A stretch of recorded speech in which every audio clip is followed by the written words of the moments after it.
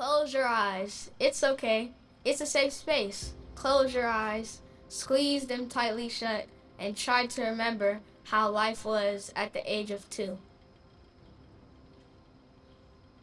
Okay, you can open your eyes.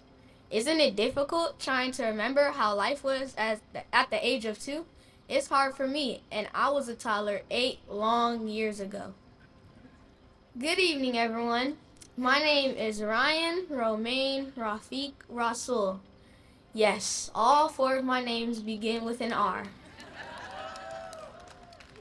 I am now 10, but when I was 2, I was diagnosed with a cancerous brain tumor called an Ependymoma.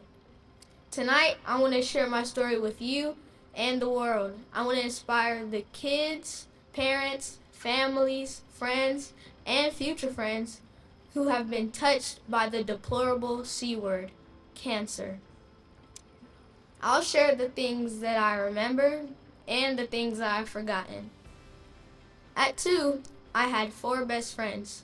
My mom and dad, of course, a stuffed animal named Mr. Della in honor of the great Nelson Mandela, and a game of basketball. My love for the game of basketball was passed down to me from my dad. I remember playing basketball while being hooked up to an IV. I remember laying in a hospital bed with strange machines all around me. I was afraid, but I had Mr. Della by my side. I remember eating the hospital food, which actually tasted great. And I remember telling my grandma that I just wanted to be happy. I remember seeing so many people there to support me. My uncles, aunts, cousins, teachers, and friends. Those are the things I can remember. But as my late uncle said, your elders will forget more than you can remember. I've heard innumerable stories from multiple perspectives about what happened to me during this time. It makes me feel great hearing these stories, knowing that I was surrounded by so much love and support. Here's what I forgot. My parents told me that one day I became sick all of a sudden. They took me to my primary care doctor, which they figured it was just a virus.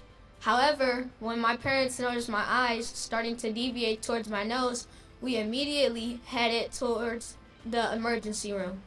They ran all types of tests to see what was going on. After they gave me a CAT scan, they discovered what was causing my illness. My parents knew something was wrong when the nurse entered the room in tears. That's when they told us I had a brain tumor the size of a small orange growing in the back of my brain. After the diagnosis, I will have to undergo 3 brain surgeries to remove the tumor. The procedure is called a craniotomy. A craniotomy is an extremely invasive brain surgery. I won't go into details, so remember to ask Google later. Then I would need 30 radiation treatments to remove any remaining cancer cells. During this fight, I had to have a PICC line which ran internally from my arm to my heart, an EVD that collected excess fluid from my brain, and I was told I might need a permanent shunt to aid with brain fluid drainage. Thankfully, all 3 of my surgeries were successful. I lost a bit of hair during the radiation, but I rang the bell after my final treatment.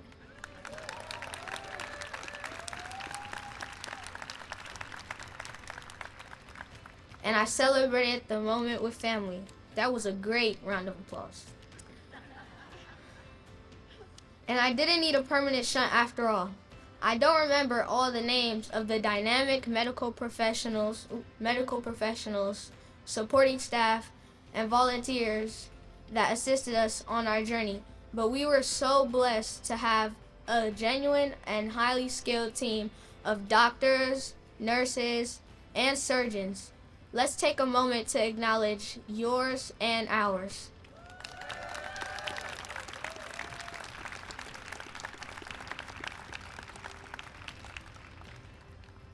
Thank you. Use your stories to uplift and inspire.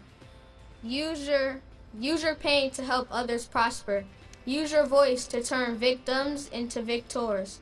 I truly believe we all share the same dream to eliminate cancer. It's a big job, but together we can make small strides to accomplish this. It doesn't matter if you're 2 or 102.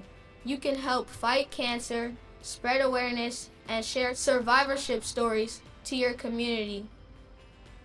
Cancer isn't just your journey, it's our journey. Thank you.